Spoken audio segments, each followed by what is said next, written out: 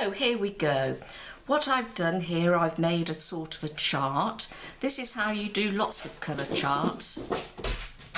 Oh dear, Bruno's about. Can you hear that thumping? Sorry about that. He'll probably jump on the table and say hello soon. Right, so what we've got is, we've got 2 yellows, okay. We've got lemon, whoops, clean my brush off properly.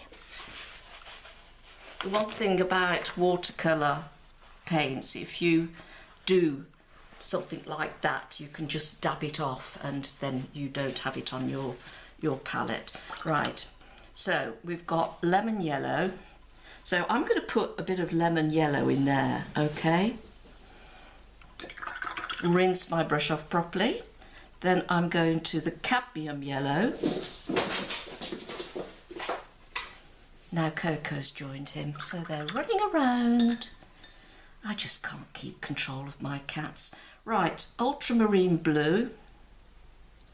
Oops, bit more water.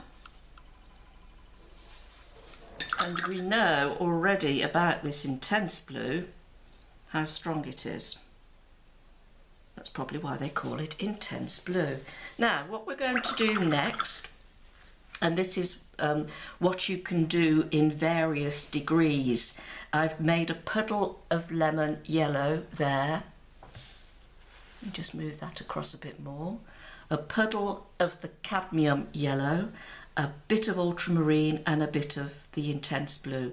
And what I'm going to do is I'm going to take some of that ultramarine and just put it in a bit of that lemon yellow until it looks like a green.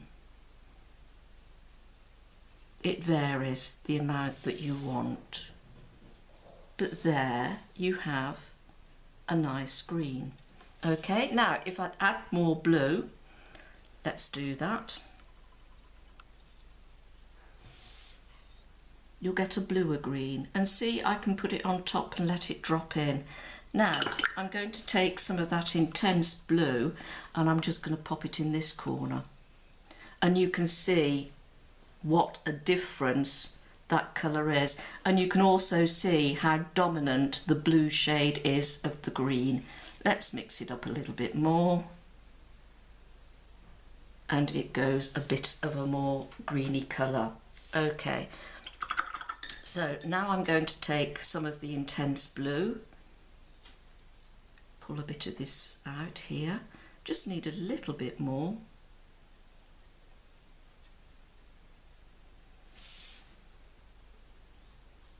To make a green that's, I don't know, it's a bit more sage green, olive green, that one. Okay, and now I'm going to take some of the the intense.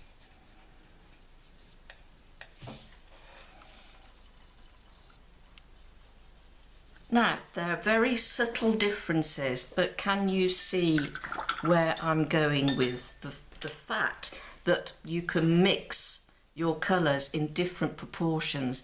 If you go predominantly yellow, you're going to get more of a lime green, and if you're going to go predominantly blue, you'll get more of a bluey green. So let us just have a look at another little exercise. What I'm going to do, I don't want to take you too quickly out of your comfort zone.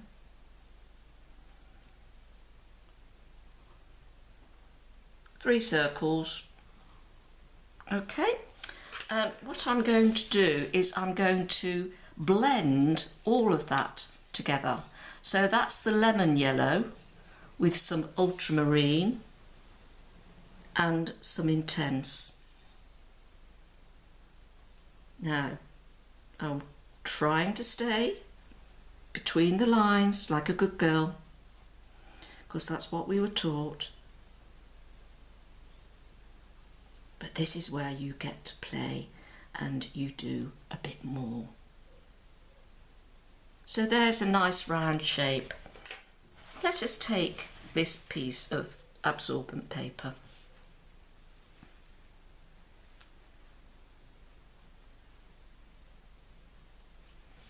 Now we've created a highlight.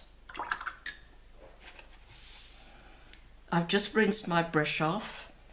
I'm taking the excess moisture, that's still damp but not dripping wet, and I'm going to just, see the action I'm using? A circling action. I am softening out that highlight.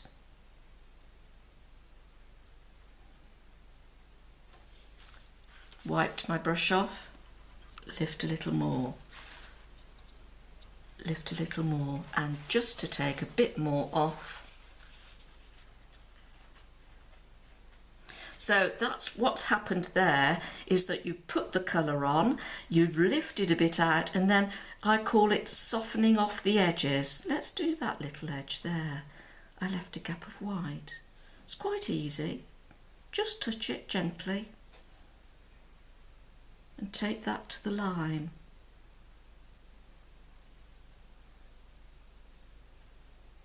Remember, the paint won't go where the paper is dry. So there we have one nice round object with a highlight. Now if we go back to this paint again, this means the light is coming from this direction, and we put more of this same colour on, and this is still damp, we can help make the object look round by putting shadow on that side. Rinse the brush off, take off the excess, and then just soften that off a little bit, and that will dry out and it will sort itself out. Let's go to the other colour we've mixed. This is a paler colour.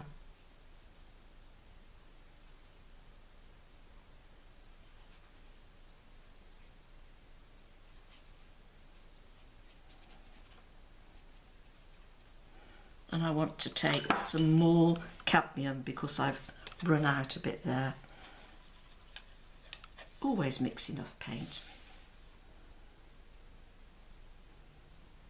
Now if we think that that's a green ball and the light's coming that way, it's going to cast a shadow on this ball.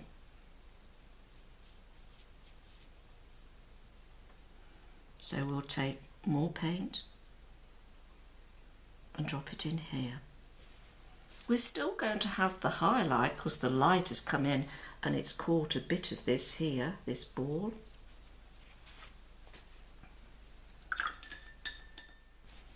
Now you can see that the paper has started to bend a little bit, but don't worry about that, it always flattens out. But I'm going to go back and just soften that edge again.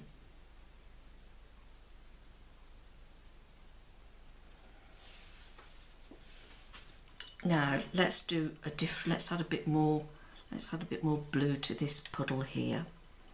Make it a bit more intense. This is also helping you very much so with getting to grips with your brushes. Take the point around the edge.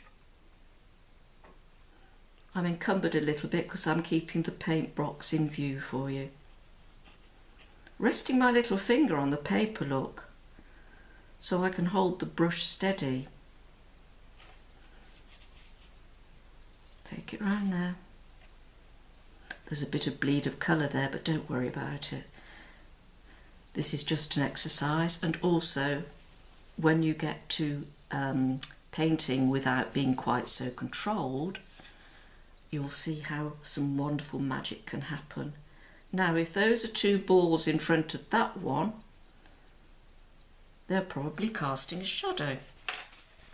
But we'll go back in again. Of course the light will be casting on that.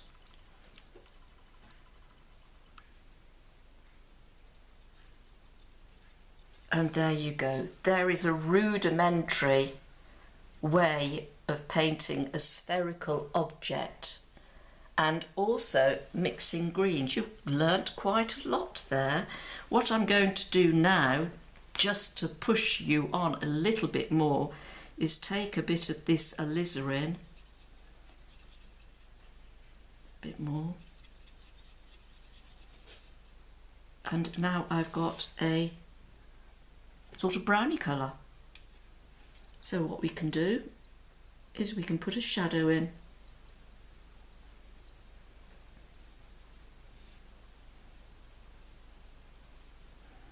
As I said, showing you the picture of the apple, that sort of grounded them. I think that's enough for now. Let's go on to just doing some practice for your little picture.